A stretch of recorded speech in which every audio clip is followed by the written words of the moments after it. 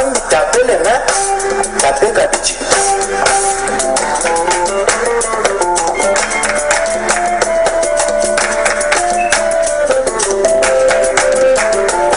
Yokana mettre on sur le moment. Monita ngula la kapoki.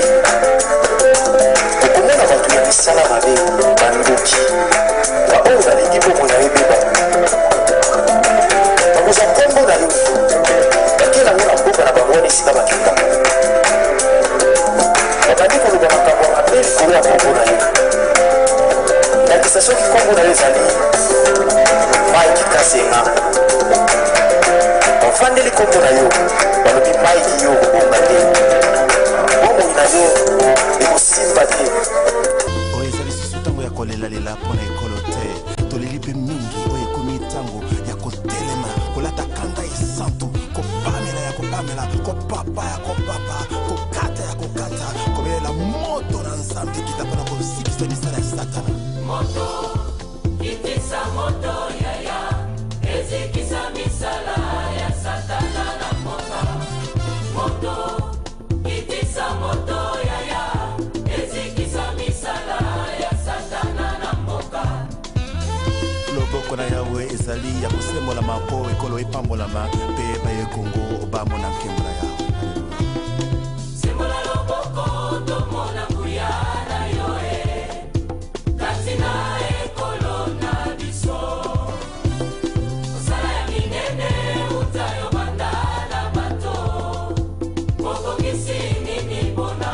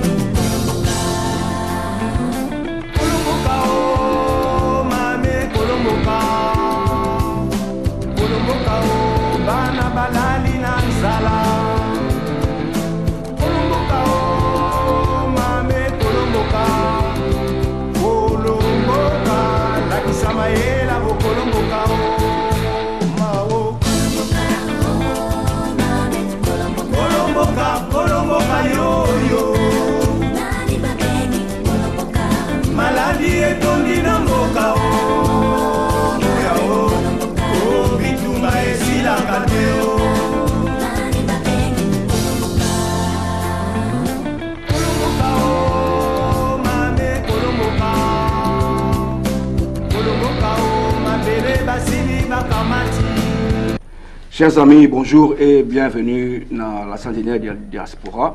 Sentinelle de la Diaspora, toujours en collaboration avec la Voix du Peuple. Tous allez à live dans la chaîne Nabino préférée. Mais avant tout, dans le sujet du jour Nabino, Oyo Tuelibino, nous allons communiquer mon co, il y a passer na communiquer, na communauté Nabiso.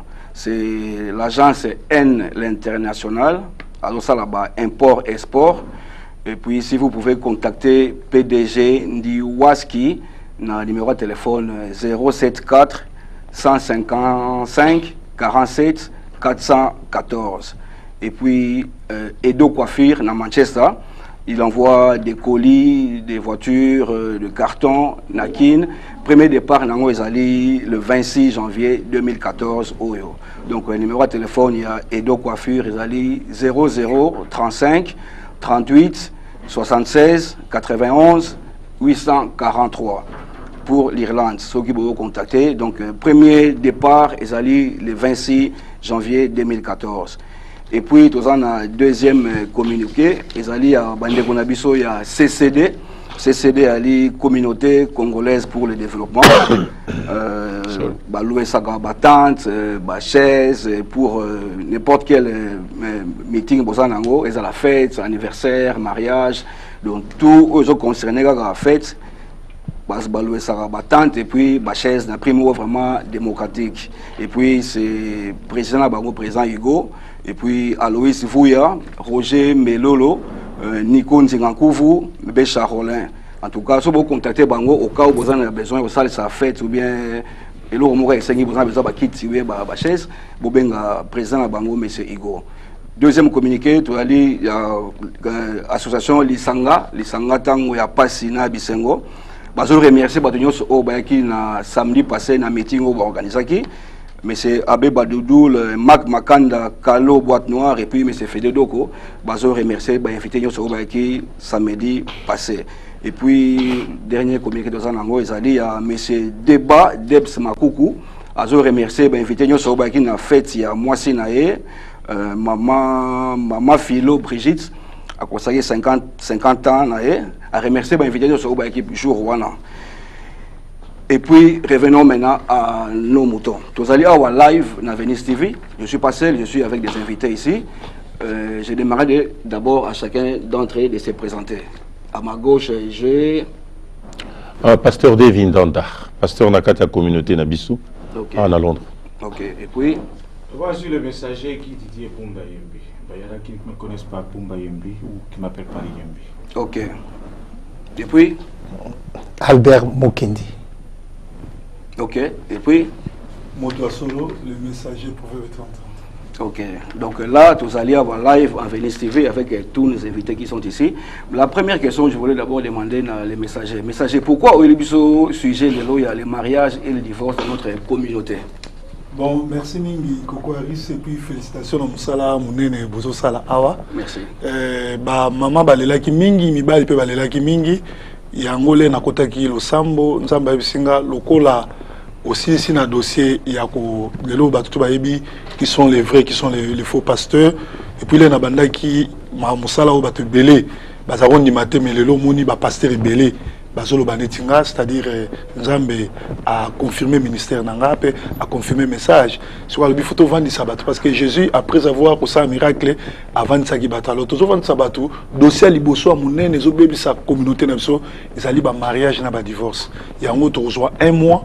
Parlant, tu parler sur le mariage, tu parler sur le divorce, tu parler pour la nuit. Mais pour un moment, oyo, le col a tous tata oyo na lukaka na juillet. Et puis boyebi qui est tous en période tu ça Oscar na biso. Nazo pesa Oscar ya mutu o na communauté. Abundeli biso mingi. Asa ici ba marche abimisa ba maman, moto même na Kinshasa Kabila l'autre na butu. Sur l'autre à la muki. Non. Albert Mokendi. Okay, bon. Merci, Pasteur Salomon. Vraiment la confiance au Pessinga, vraiment na Moussaloto, Sala pour Namboka Nabiso. Merci vraiment, nous m'a touché. Merci. Ok, mais Albert Moukedi, on a limité pour sur la Magambia, le mariage et le divorce dans la communauté Nabiso. Message ni au Liba Congolais n'a pas quoi non, message au monde n'a même supprimé ba Pessinga coupo. Vraiment message de toi qui n'a pas Pasteur Dev Awa, donc ils allaient message ya piqué auto salisa le 17 janvier vendredi au Awa Liboso ya Nambaten, pas premier ministre avant dans Londres baebi, deux messages dans toi qui nango ya unité ngo moni Pasteur Dev Azali Awa ako baksa message mosul pour ako pesa pour la mobilisation ya vendredi au. Ok, Pasteur Dev, alors, message de relation à la communauté pour les 17 ans. Vous avez ça, membre de la communauté, ou bien message à l'indingue de Nabiso Albert Moukende Alobi. D'abord, avant Batobaya, il faut comprendre pourquoi. Pour Nanini Tozo Bengi sa communauté Mobimbaeya. Mokolango Tozo Loba, Petozo Lela sur. Makila ya bana Congo oyi tangi et belé na mboka Congo.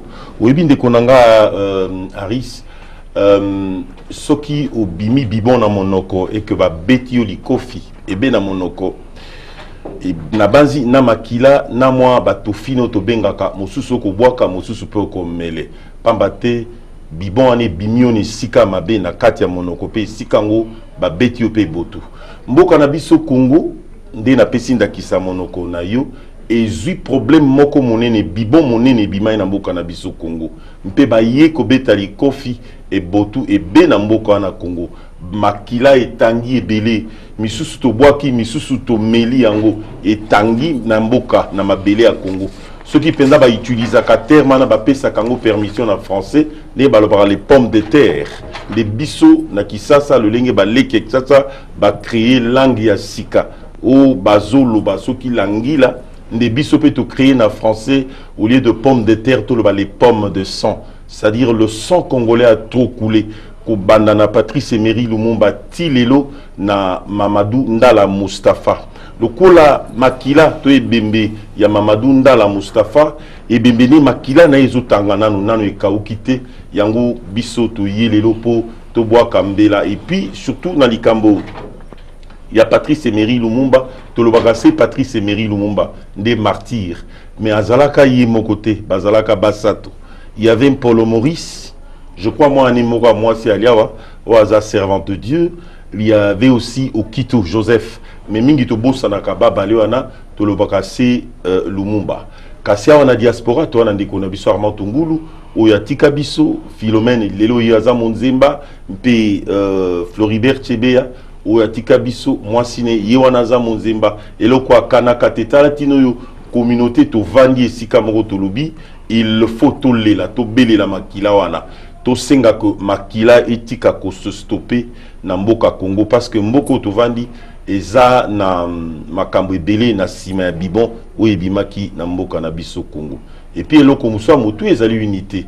Peut-être ceux qui toko lubango soit prêt potina na unité parce que communauté na biso penza et zongi esika moko. Auparavant on disait que les Aïrois se sont entendus pour ne pas s'entendre, mais les moi je peux vous prouver le contraire que les Aïrois ou les Congolais s'entendent maintenant. Ok. Messager Yembi, qu'est-ce que vous pouvez dire à tous ces mondes-là qui ont un peu perdu la foi, qui ont un peu perdu cette volonté-là d'aller faire des piquets, quand vous faites appel à des rassemblements qui ne viennent pas? Qu'est-ce que vous pouvez leur dire à tous ces mondes-là? Ce que j'ai à dire à propos de tout ce dont on évite lorsqu'il s'agit des problèmes du pays et qui ne viennent pas. Et qui ne viennent pas, ils doivent se ressaisir. Le problème d'un État, le problème d'une nation ne concerne pas une seule personne. Et la main a 5 doigts, et si Dieu a pensé qu'il fallait mettre 5 doigts sur la paume de la main d'un homme, c'est parce qu'il savait que chaque doigt a un travail à faire. C'est pour autant dire que si le bon Dieu a trouvé qu'il puisse y avoir une population dans un pays, c'est pour autant dire aussi que chaque individu, chaque citoyen concerné de ce pays-là est censé y participer. Ce n'est pas une motivation de dire aux gens qu'ils se battent ou bien qu'ils viennent pour créer ce qui est injuste. Nous sommes dans un pays de paix, nous sommes dans un pays de joie où chacun de nous peut se jouir de tout ce qu'il voit, tout ce qu'il entend, tout ce qu'il comprend. Il y a lieu de répondre. Et lorsqu'on fait ce genre de piquet, très souvent, ce qui est plus important, il faut écrire aux autorités pour demander une couverture. Les autorités savent le travail, savent comment est-ce qu'il faut protéger la population et aussi savoir éduquer ceux qui viennent pour ces piquets-là. Parce qu'il y a des troubles makers, comme on dit en anglais, qui viennent pour s'aimer ce qu'il ne faut pas s'aimer.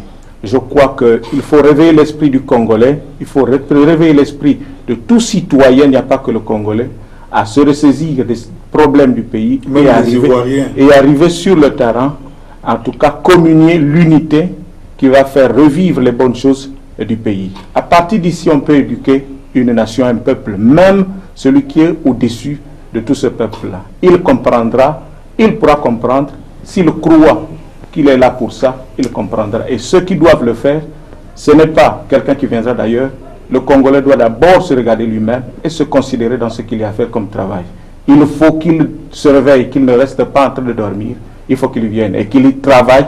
Et travailler, c'est aussi venir au piquet. Et je suis d'avis que nos frères puissent tenir cet avis.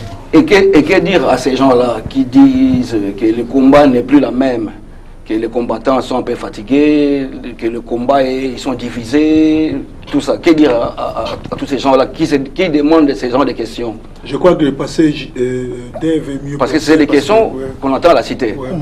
Ils se disent que le combat est lembi, le combat c'était plus comme avant. Que dire à ces gens-là? Non, le combat est lembi, le combat est toujours le même. La preuve est que vous avez vu que nous sommes unis, tous les groupes, les plateformes ici, situées à Londres, il y avait des problèmes, nous sommes dans une famille, mais maintenant, tout est OK. La preuve que depuis le dimanche, ça fait maintenant 3 semaines qu'on commence à se rencontrer chaque dimanche à CB Center pour l'Union. Et bientôt, je vous informe qu'il y a une grande rencontre de tous les combattants résistants à Londres, qui va, pas Londres, donc UK, Grande-Bretagne, dont le pasteur est mieux pour placer, mais je profite de cette occasion de mobiliser toujours la population, qui les vendredis, de ne pas oublier cette date du 17, qu'on va venir faire le piquet devant le bureau du Premier ministre. Et le piquet, là, ça commence à quelle heure?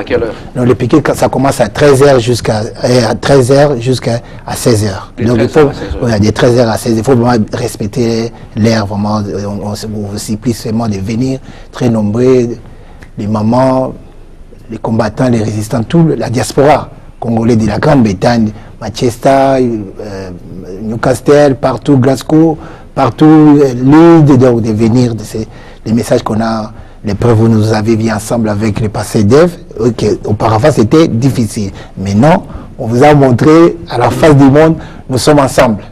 Les Congolais n'a pas qui ça, parce que tous les mots, tout le monde combat et l'ennemi, na mona qui des messagers ko alumeke ko limbola mingi tinango menanyip na lobana mangala monoko bisonyo so toko yokaka omoni les combattants babanda ki tumba, c'est vrai, mais tant où tumba ni banda ki avec les combattants babenga ki ba combattants bato maboma, y compris même nga, je sais pas si j'ai la tête d'un fou ou la tête d'un demi-fou.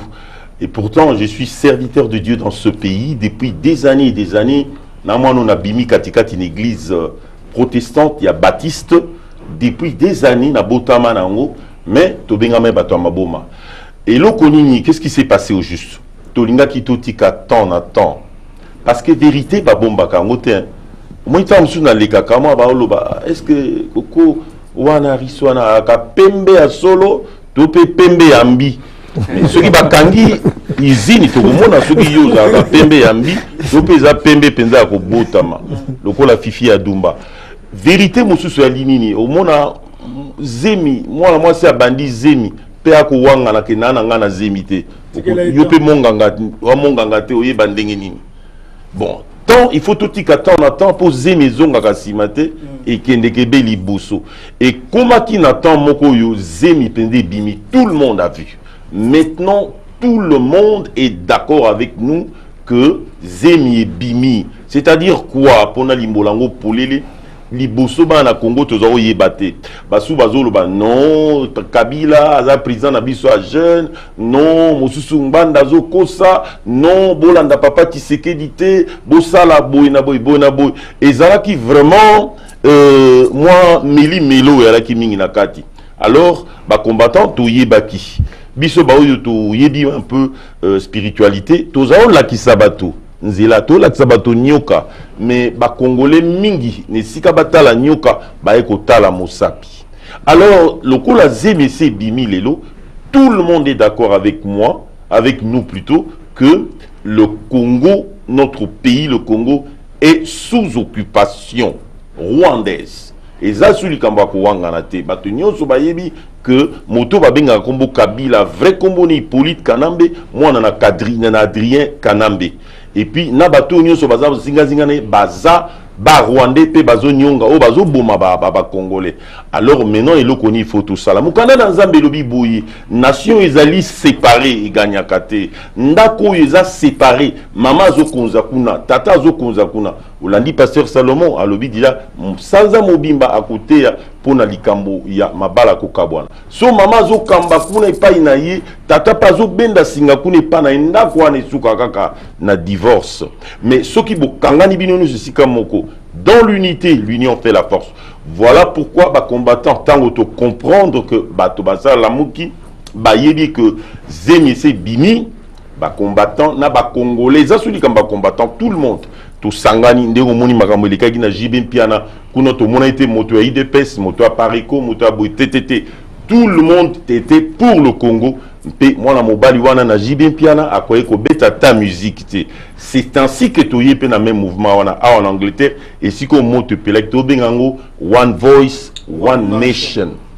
tali mongongo moko liloba moko lobanzo moko pour na pays moko le Congo talatino to sangani le général Mbonge Ngazala wa biso nyonso na ba mama na ba tata ça fait 3 semaines en to za Jessica moko to sangani sika moko to sala force comme ça to bouter ba to na ba kende libanda bazonga na mboka na ba na Rwanda biso to tikala na mboka na biso Congo na kimia. Pasteur Der, vous êtes un homme de l'église. Piqué Oyo organisé les 17 Oyo. Simalobi. C'est comme message ni beaucoup lancé na les hommes de l'église mususu o bazape na bato ebele na l'église na bango bakoki kotinda na piqué wana. C'est là na ko aider passer de. Ouais. Na nina aider passer de avant après sa réponse. Ouais. Toujours s'adresser na ba homme de diété. Ouais. Toujours s'adresser na congolais. Tout le monde a équivoque parce que pasteur moko te aza mokambi ya famille moko boy. Mais ils peuvent dire même pas mutu moko te ko longolais en Afrique oyene awa. Toujours s'adresser na ba congolais en dehors de l'église. Oh, toi, se sentir à Congolais, à Napiqué. Ça n'a rien à voir. N'a pasteur Songolo, pasteur Songolo. N'a pas pasteur Dev Soki, au continue. Évidemment, c'est-à-dire que n'a pas comprendre. Il est journaliste. C'est aussi un homme de Dieu. C'est-à-dire que ce qu'on le bimi n'a comprendre ce qu'on le bimi Kamboya, pasteur, parce que ils ont bazana bateau et belé sima douane. Et comme le roi moi douane Mokobo, il faut pas dédouaner Batouana. Alors, un pasteur, ce lobby par exemple, il loba, peut-être bateau Moussousou Bakoyoka, et qui vaut qu'on ait outaming, les locaux balobaka, batika makamba kaisala na kaisala, batika makamba politique na politique, c'est faux mon frère. Nzambe ou tout ça, on enseigne très mal la Bible. Et yango comme il a tant moi comme ko révolté biso, to ya kapé na bitandu bike pototé a vraiment loba Nzambe. Nzambe ou tout Nzambe, c'est lui le premier politicien. La Bible dit que Nzambe a nommé les présidents Yamokili, a nommé Moïse à la présidente pour présider la terre pendant la journée. Puis a nommé la lune et à la présidente Yater pendant la nuit. La personne qui est en train de nommer un président, il est plus fort, plus puissant que le président. Quand on parle de président, on parle déjà de la politique. Politique, les arts pour diriger la ville, la cité. Nous avons salango. Donc, tu sais que nous pasteur pour nous aller un peu dans 4-4 na yo na pasteur Salomon, pasteur pour lâcher ba brebis, ba ya pate ya likamba Congo. Pour na ko kende pas découper les sous. Yo nyo sozota la biso zo la biso lelo, soki na makila na yo. Et comment ma Congo, soki na makila na yo, o ezoleka na ba veine na yo, et lobi ke za congolais, to ngi ba unde ya ndambu te, ba bashi ya ndambu te, na moyo za bashi na butu za rwandais ko ya na ote. Mais soko za beza bashi ya solo congolais, yaka na piqué wana. Pe yaka ko rejoindre biso na One Voice, One Nation, tout ça chaque dimanche na Selby. Je crois ce qui vous pessibiso ma coquille, topé ma sungi, tokoya, ko les kakaso pour relayer message. Ok, merci bien. Je crois que le message est lancé. Alors, les 17, hein, c'est les 17. C'est après demain, le 17, tu écoutes à Bissonus, tu as Zalawana, ba combattant. Ba Congolais, ils ont un problème na Bissonus, ba combattant. Mais il y aura d'autres gens aussi qui peuvent dire, token des piquets, mais le message qu'on va porter en nombre 10, on va porter quoi comme message dans nombre 10?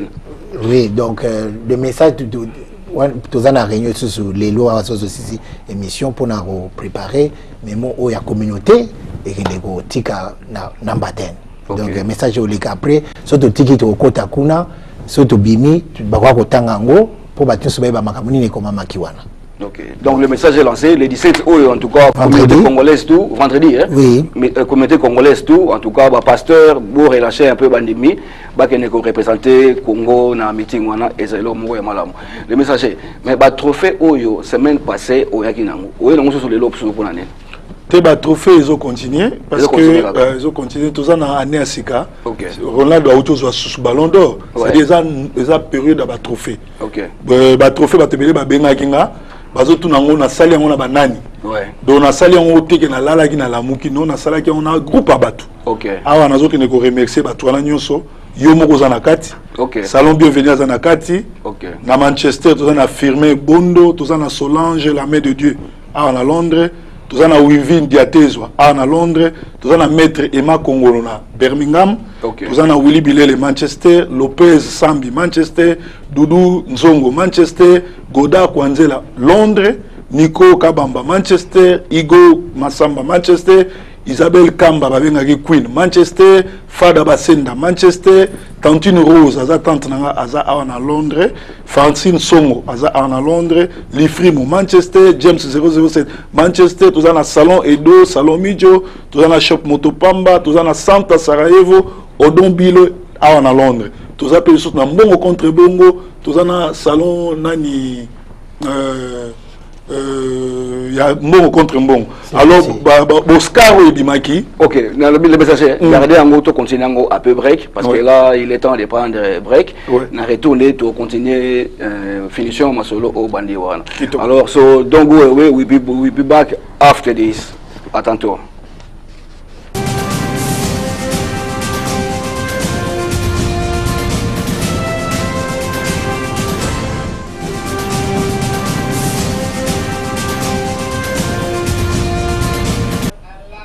Ok, welcome back na Venice TV, na programme na bino ya la Sentinelle de la Diaspora, toujours en collaboration avec la Voix du Peuple.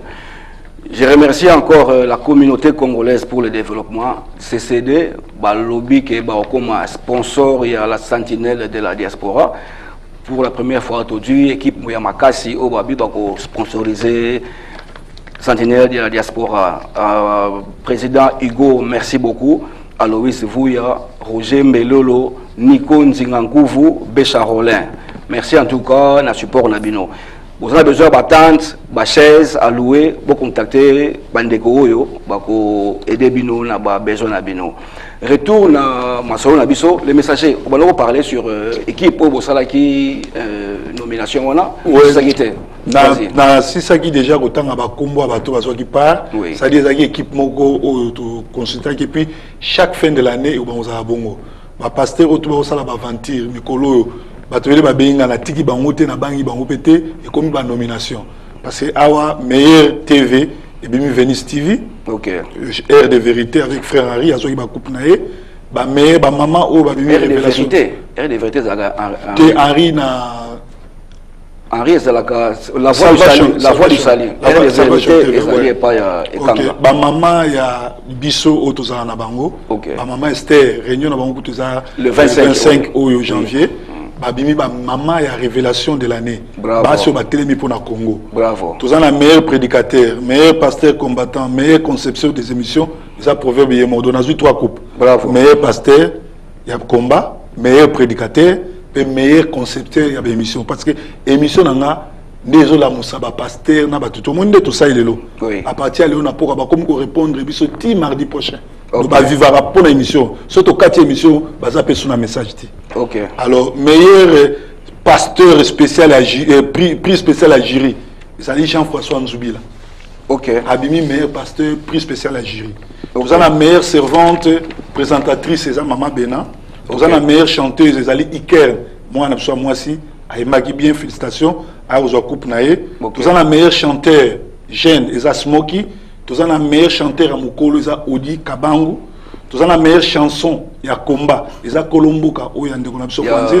Tous la meilleure chanson religieuse, c'est Vérité. Où il y a Mishonoka, Coupe Nayango, il fallait y avoir évité ce retard. Tous la meilleure émission dans Olive TV.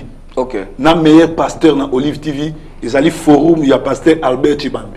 Dans Olive TV, meilleur pasteur, la meilleure émission, c'est Moko. Albert Chibambi. Donc, passer tout le place, on a pasteur, meilleure émission, Albert Chibambi. Donc, il y a ce couple, c'est une surprise. Tout ça, meilleure émission polémique, c'est Air de vérité. Meilleure émission, c'est Sentinelle Yango, il y a Réveil. Meilleure émission, il y a Communauté, c'est Congo Bololo. Meilleur rôle modèle, moi, je suis là, bien. Adler, nous avons un comportement, moi, je suis là, bien à TV, ou à rôle modèle, c'est Charlie Show. Tout féliciter Yéboisa, rôle modèle na musala naï. Oui. Na vie privée na yébité mais na musala. On va nous sommes au vie privée mon tout est mais vie privée mon tout est. Meilleur présentateur révélation de l'année Maître Baïna. OK. Meilleure émission Tintin top dédié na sagesse oyo et district batominga na communauté. Émission Tintin, lobby. Et distraire la distraire communauté. Meilleur pasteur au wana musuto lobate, combattant bazana prix spécial ya jury. Et puis Mama Dimanja abimi femme de l'année. Bravo. Donc femme de l'année, moi soyo a épaté batler à l'école na TV, ça Mama Dimanja. Bravo. Tous en a pasteur du peuple, na pasteur Mouila babimi, pasteur il y a changement. OK. Donc je crois émission où il fallait soit coupe, ils a raté, ils allaient émission à Papa Santos parce que maté à Papa Santos a terra, moi nanae oyo azobimana mari de nuit. Azobukango pour on va sur le divorce mais moi na divorce sur les garçons na TV azoter sur le divorce c'est-à-dire abuki matea ya papa na bango. Okay. Papa Santos na lingage mingi na moi si félicitations na musa bozo ça mais moi na azobuka matea na bango.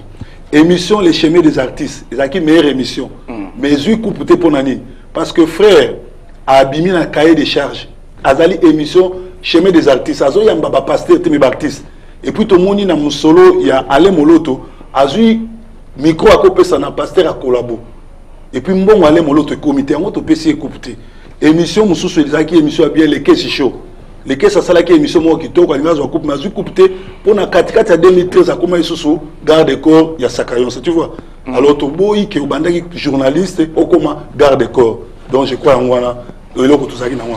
OK, en tout cas classement on a isa matata mingi. Ouais, na lobana ngana pesa na communauté na biso net bo landa biso na koloba ke pona pasteur Salomon ndenge bo yoki wana au moment où nous avons un moment ya unité donc année où eza année moko ya unité ba polémique ba pasteur soki ya banani to ekosala masusu na kati ya communauté te donc miye moko azali na oloba na miso batu nyoso ke ba polémique et c'est donc so moni biso na émission ezola ke unité et continue na kati ya communauté na biso to pesa ba coupe na ba travailler malamu te ba travailler malamu on continue pesa ba coupe ya monte le bi ke non pasteur Salomon a osasuna muta polémique te dans continue musala na ya ki sentinelle mais ba polémique eza sous na ba pasteur soki na banane eza soutenu na kati ya communauté ya message ngana pesa yango ngai ka musingai deux émissions lobby émission Tintin wana na éviter pourquoi pesa ba coupe te wana ba bito tika polémique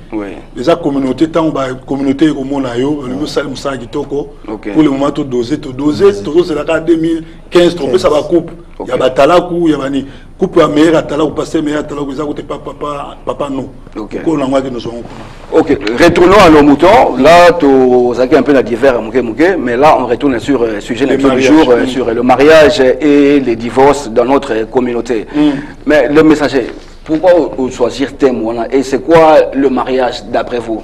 Bon, le mariage c'est quand deux adultes décident d'aller voir les parents pour doter. Donc, c'est-à-dire deux adultes qui s'aiment, ils se décident maintenant de sceller cet engagement. Oui. Et l'homme prend sa famille, va voir la famille de la dame. C'est ça qu'on appelle le mariage. OK. Mais qu'est-ce qui pousse que les gens à divorcer dans les mariages comme ça? Bon, parce que n'est de remarquer mais la communauté na biso ba divorce ça un peu mingi quoi. Mais c'est dû à quoi d'après vous? Bon, premièrement, divorce d'abord définition dans Wali, refus il y a au pardonner. Ce qui nous a divorcé, c'est-à-dire à boy pardonner. Alors pourquoi ils ont définition mariage les ali institution en Nzambé. Nzambé a créé la société. Dieu ne crée plus. Voilà pourquoi il a créé l'homme pour que l'homme continue la procréation. Mais procréation, vous faites ça en ordre. Alors pourquoi ils en ont des ordres et tout parce que choix il y a mariage, c'est très important, il y a mutu yozobal. Choix il y a conjoint. Deuxièmement, choix il y a parrain na yo. C'est très important na makambu oyo yorosala. N'évitez pas ces devs sur un combat ou bien messager. Moi je voulais poser une question à messager Yembi. Au cas où vous êtes un homme de Dieu, un homme de l'église, il y a une femme qui vient auprès de vous dire que non, moi j'en ai marre avec mon mari, je vais divorcer. Quel conseil allez-vous lui donner en tant que messager? Merci pour la question. La première des choses, c'est que lorsqu'une personne vient vous voir, c'est qu'elle est souffrante. Oui. Elle ne peut pas venir vous voir s'il n'y a pas un problème. OK. Et lorsqu'elle arrive, elle doit vous apporter le message. Et le message que vous apporte, c'est par rapport à ce qu'elle est en train de vivre. Un homme de Dieu ne peut pas motiver quelqu'un au divorce. même un État, une nation, les autorités d'une nation ne peuvent pas motiver une famille à un divorce. Dieu l'a interdit. Et Jésus-Christ nous l'a encore relaté dans Matthieu, que cette décision qui avait été écrite de motiver les hommes à divorcer leurs femmes, c'est par l'incrédulité des hommes qui ont demandé à ce que Moïse puisse écrire quelque chose sur ça.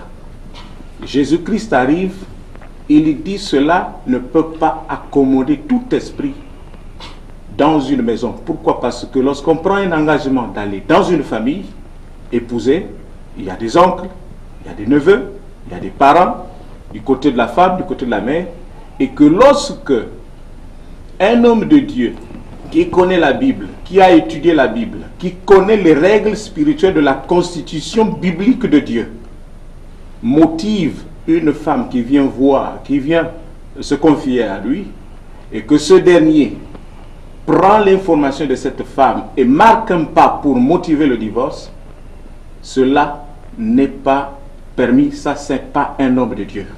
Ce qui serait fait, une bonne raison, c'est de faire asseoir, d'après avoir écouté cette femme, si possible, convoquer l'homme, et dans des conditions normales, pour lesquelles ils n'auront pas à se fâcher, et puis leur poser la question de savoir ce qui s'est passé, et trouver un terrain d'attente pour les motiver à leur union.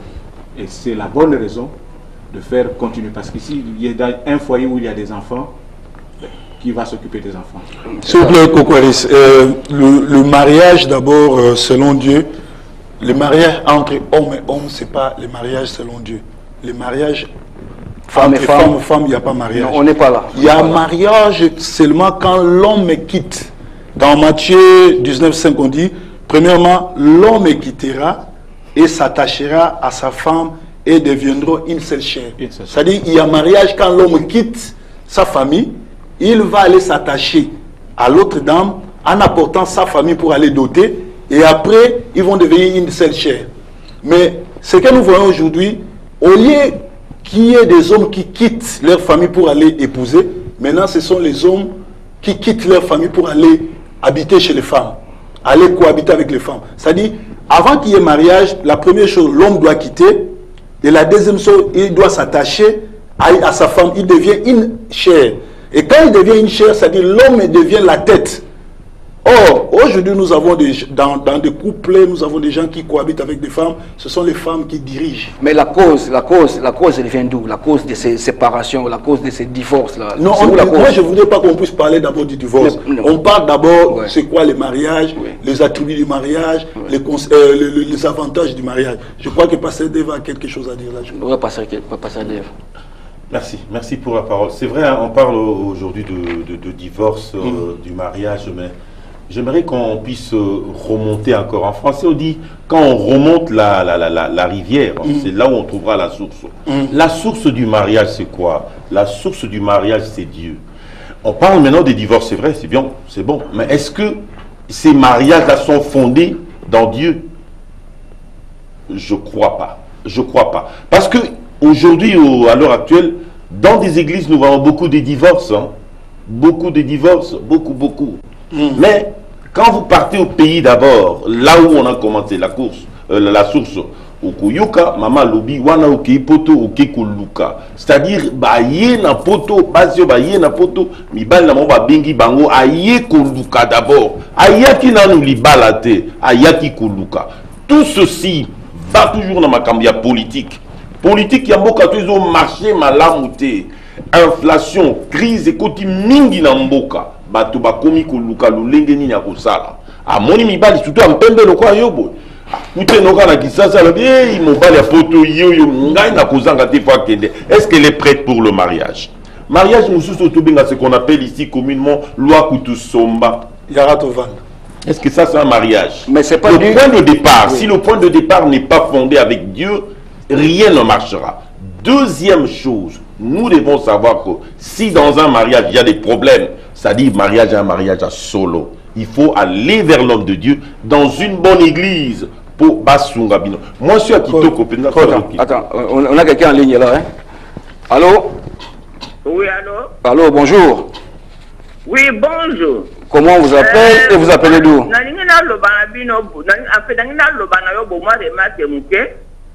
Comment on est maman? Comment on est? Au moins que mission oyo, kozo sala eza mission pour na biso.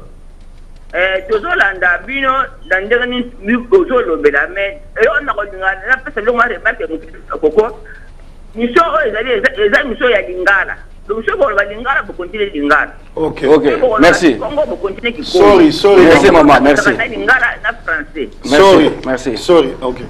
Tout le monde a sorry vraiment. Mon père Yazali a Ok, mais lui parle aussi. Mais c'est pas du de modernisation comme les femmes, elles sont devenues avocates, ingénieurs, médecins. Est-ce que les femmes, elles ont encore besoin de ces mariages-là? Parce que dans Bakine, quand on était là au Congo là-bas, il y avait les femmes qui étaient soumises parce qu'elles n'avaient pas de place où aller. D'autant que les bas là, même au Comata 4 bureau, au gros était parce que on est dans la famille. Mais là, on voit maintenant l'évolution. Les femmes sont devenues avocates, comme une grade, est-ce que c'est pas cause de divorce, c'est comme une évolution là?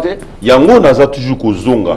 Nazonga toujours na point de départ. Tango balobi, point de départ ils ensemble. Tango nzamba balobi yo moi si. Tout dans mon téléphone. Allô, bonjour. Allô? Oui. Allô?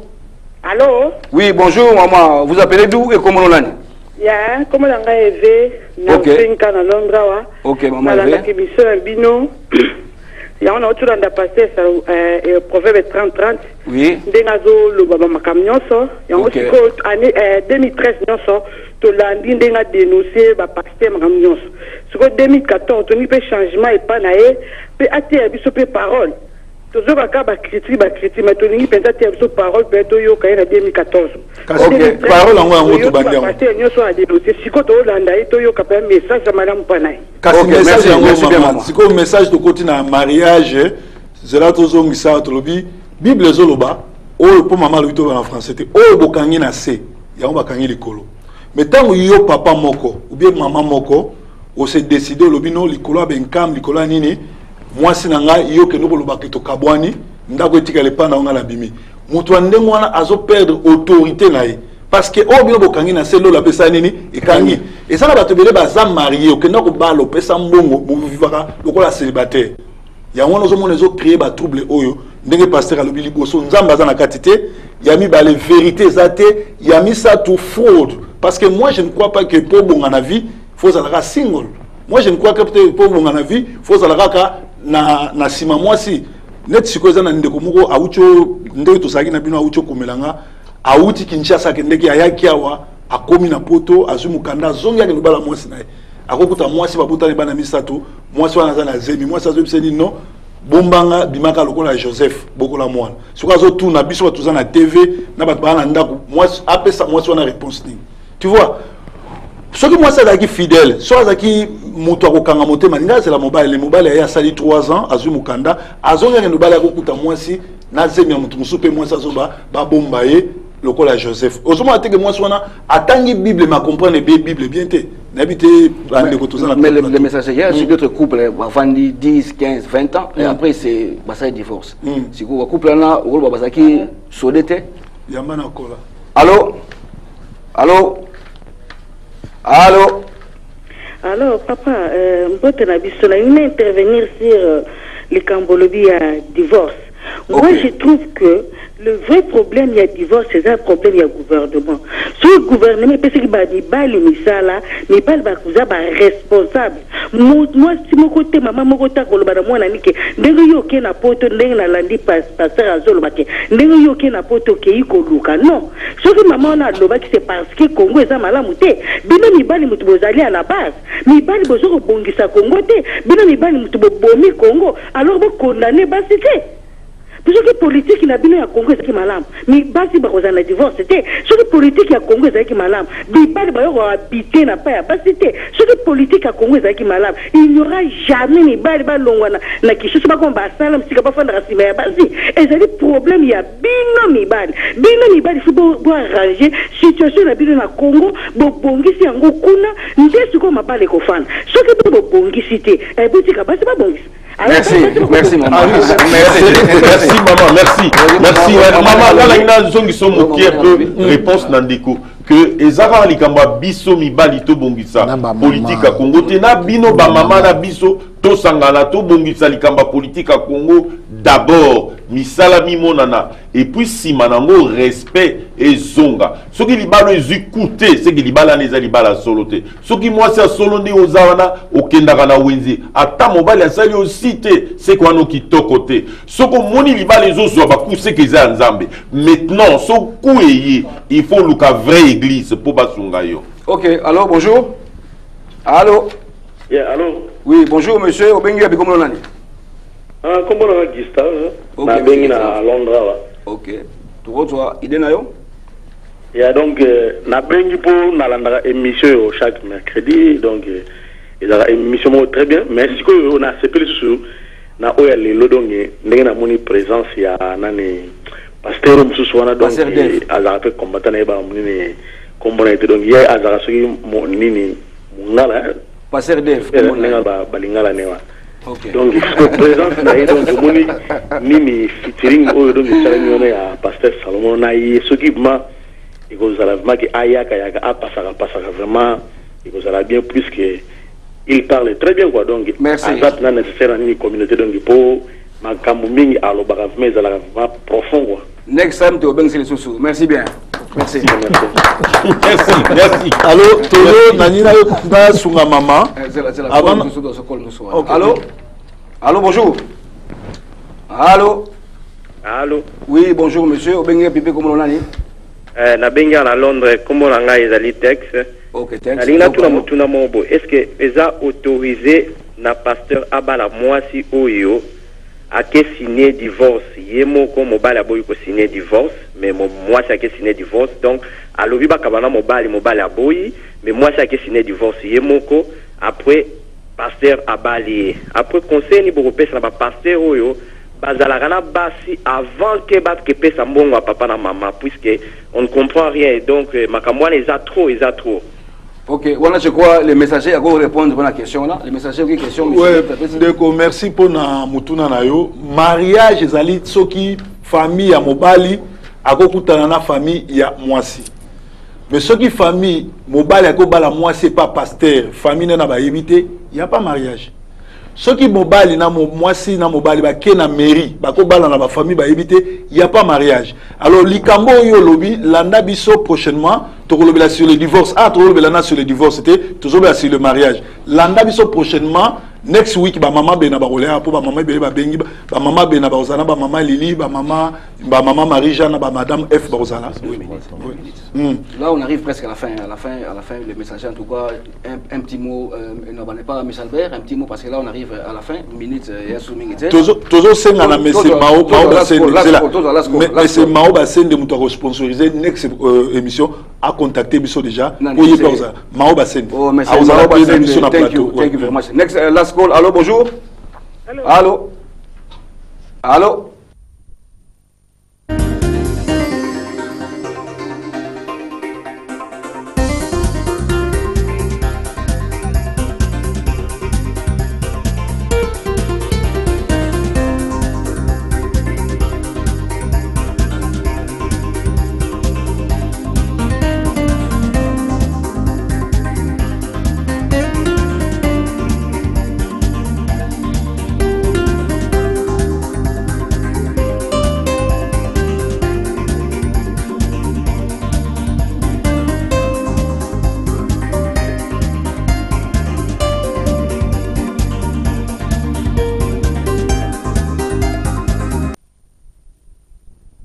bakabwana mobile ba perdre zakabana papa okenda zuli libala na ye ne sengo mama okenda zuli libala ne sengo bato bazo telinga na mingi bana lelo zo mona ba papa mususu akoya koti na ndako Mario akomo bimana mama akomo bimana bana pourquoi parce que bino bo protéger ki bana te alors bible zo ba na eden nzambe ayebisi mwasi alobi tes désirs seront portés vers ton mari ni vers ton pasteur ni vers ton cousin ni vers ton vieux du quartier vers ton mari et puis moi c'est solo baye bakaye kobanga na nzambe eza ndenge aservaka mobile na ye mobile mpe ya solo bayebake na kobanga nzambe ndenge alingaka mwasi na ye nayebi te soki berger akobakisa likambo une minute parce que là on arrive presque à la fin vite fait oui je vais lever un peu l'équivoque sur ce que le pasteur a dit concernant ceux qui quittent oyo bazolongwa na bandako ya famille singa babalana na mwasi na bana kwende kovanda bandako mosusu kana plaisir akobima toza na mboka moko baautorité na biso batia mibeko wana pe eta ya moto ekosalaka moto akende libanda mais asalango na lolenge miyebeli ye moko te il faudrait que azanana soutien ya bas autorités pour permettre pour asalanga mais ça veut dire que vite fait